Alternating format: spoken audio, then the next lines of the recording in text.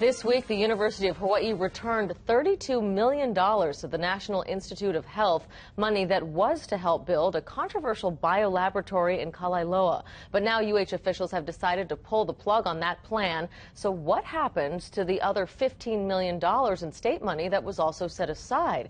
KITV4's Catherine Cruz shows us one project that's in the running. The sorry state of Snyder Hall isn't something a university can be proud of. You can see the rust and smell the mold in a leaky, creaky structure. The sinks don't work and equipment is so old you can't get parts. This room here is where all the glassware from the labs get sterilized. We're talking beakers, petri dishes. They all get put in these autoclaves. But what's scary is what the students don't see. This is the steam vent behind the autoclaves, and it's eating away at the walls of the room. The biology labs are more than 50 years old and support the university's largest undergraduate program. So if you're a student paying tuition, imagine the shock of working in these conditions. Its overhaul is a top priority for UH Manoa.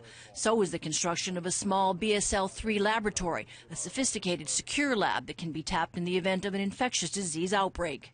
At least we have something smaller in scope, and we can continue to research in infectious diseases and also have the capability to respond in the case of an outbreak.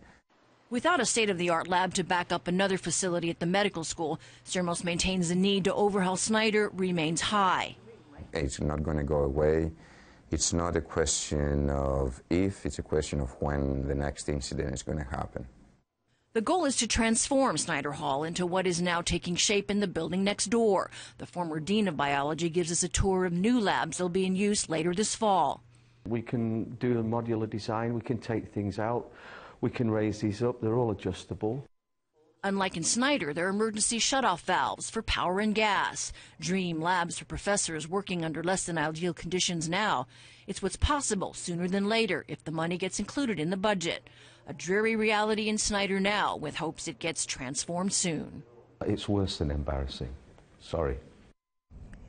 You know, transferring the $15 million to this project isn't so simple, though. It'll need approval from UH president, the regents, and state lawmakers, and all that needs to happen in the next few weeks before the end of session. And there are competing needs from other campuses, West Oahu, UH Hilo Pharmacy School, and there's a pressing backlog of repairs to the general Manoa campus, some of which deal with health and safety.